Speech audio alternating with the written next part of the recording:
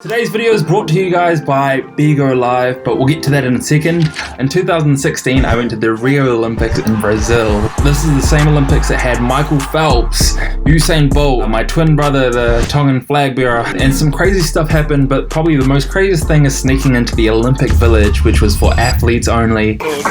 Yeah. I was on work leave at the time. I was a flight attendant, and when you're a flight attendant, flights are cheap. Why not? I was alone. There was one person that I knew that was definitely going. I didn't really know if I wanted to catch up with him because he's quite annoying. His name's Zachy. I call him Zachy Boy. You guys might know him as Zac Efron. Zac Efron or something? I don't know. You know, here's a video of us telling each other like we love each other, like just real men express their feelings. And here's me touching his chest on television, you know, just letting him know this is the start of something new. Feels so right to be here with you type vibes. I just literally just touched him right here, right where he said I belong in his heart, and like he belongs in mine too. Like I'd do anything for that guy. I miss him. After catching up with my mate Zachy Boy, I went to go watch as many New Zealand matches as I could afford. They were pretty expensive, but I went to a lot of cheap Olympic games, games like beach volleyball and handball. And New Zealand wasn't in every single sport, so whatever team had the best odds, I wasn't like a bandwagon fan. But so here's me pretending that I'm Brazilian. Here's me pretending I was Australian, sitting with the Australian crowd. Here's me in the French crowd celebrating with all my mademoiselles. Here's me with a Spanish team. No hablo español, but sí, ¿cómo estás? The cool thing about watching New Zealand play in another country is that all the New Zealand sports team and athletes would come and support.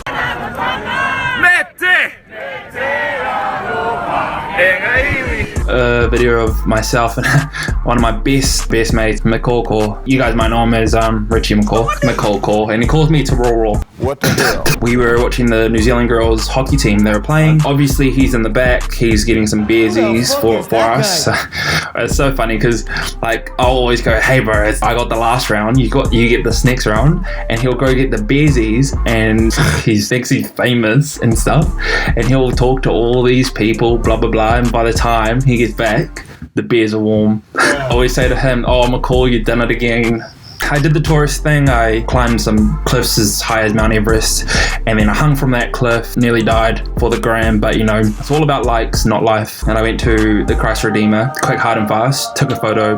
When I went there, all my sins were reset. Straight after that, I went out with the infamous Puck Life, Mr. Timmy Mullins, Mr. Snapchat King. We went out to, you know, some parties, some events. We were with a group of friends, and that's where I witnessed my first organized pickpocketing gang. We were walking and we had to squeeze between these two cars to like get off the street. Two people came, smashed into the guy in front of me. They both bumped him, and he walked maybe like a meter, realized that his pocket had been picked. Saw the person who bumped him, quickly grabbed that person, but they had nothing on them. They didn't speak English apparently. We fully searched them. I did a thorough search, front, back, forward, down, twice, and I was like, is this a phone? Nope, that's not a phone. We realized that there was more than just those two people who bumped into that person, and I feel like they did a handoff. We turned on Find My iPhone. We followed Find My iPhone to this dodgy ass street. When you see dodgy ass kids on dodgy ass bikes on a dodgy ass street, you know you're in the hood. Yeah, we were just like, F that shit. I have big balls, but they are not this f***ing big. so we turned around. After that, this is the beginning of how we snuck into the Olympic Village. And before we get into it, I just want to give a big shout out to Bigo Live. Bigo Live is a global live streaming platform with over 200 million users in over 150 countries. There's so many fun things to do on the app. Earlier today, I was live, and these two b-boys joined my live, and basically I was calling out some random ass b-boy dance moves, and I was like, yo, do a flare, do an air flare, do a sun flare, does it, and I'm like, damn. Watching him do all these things, I was like, bro, yeah, I could never. These guys are crazy, and there's so much talent on there. There's singers, there's dancers, people singing karaoke, a lot of people catching up. It's an app where you can talk to a lot of friends, especially at once. You can go live with up to 8 friends, and the other cool thing about the app is you can earn money by just going live. If someone sends you a virtual gift, then cha-ching. And the other thing that really surprised me was the amount of Kiwis and Australians. There's so many. Oh, Vin Diesel. No, I'm not Vin Diesel. I'm Diesel. Huh? That was Vin Petrol. I put a link in the description for you guys to download the app and follow me. I'll be going live a lot this week, and if you guys want to join, let's talk, let's catch up. Anyway, back to how we snuck into the Olympic Village. Puck Life got invited to an Olympian only event. So I tagged along with Puck Life, and it was Olympians +1. We managed to find someone else to get me in. We got into this party. It was good vibes. We were on top of a rooftop, unlimited drinks, unlimited snacks, and it's just all Olympic athletes everywhere, and we're just like pretty tame. I feel like I was the only one that kind of wanted to do vortices on the tables, but chill, just, you know, chill drink. Party host came around with all these necklaces with laminated names of all the Olympic guests who were supposed to be attending the party. Little do we know, 2 people didn't show, and they're yelling out these names. I'm going to use John as an example, but they're like, is there a John? Is there a John? So looking around, doesn't look like there's a John around here. Did you say John? I was like, did you say John? And she's like, are you the wrestler? And I'm like, is this guy supposed to be a wrestler? Can you smell what the Rock is cooking? She gave me the necklace that had Olympian athlete and a name. It was an official Olympic necklace. I wore that thing for the next like 5 or 6 days around Brazil. I'm a wrestler. He's a wrestler, Greco-Roman. Man, and did it come in handy? I remember being at the bar and these girls approached me and they're like, oh, so you're an athlete. I'm so humbled. I was like, yeah, I am. What's that? And they're like, what do you do? And I'm like, I'm a wrestler. I'm a wrestler? Oh my god, like, are you excited? Oh, I've already had my fight, but I tried my best, but just trying to keep it humble. I lost in the finals. I got silver. And they're like, oh my gosh, you are like so inspiring. A silver isn't gold, you know what I mean? Like, little Miss Karen, their third friend, comes over and is like, I just googled you and your face don't match. And I was like, excuse me? She was like, this is not you. She showed a picture of the actual name. First of all, where did you get the Wi-Fi password from? Because I'm an Olympian. Like, come on now. So I walked away real quick from that. I was like, yo, boys, let's go.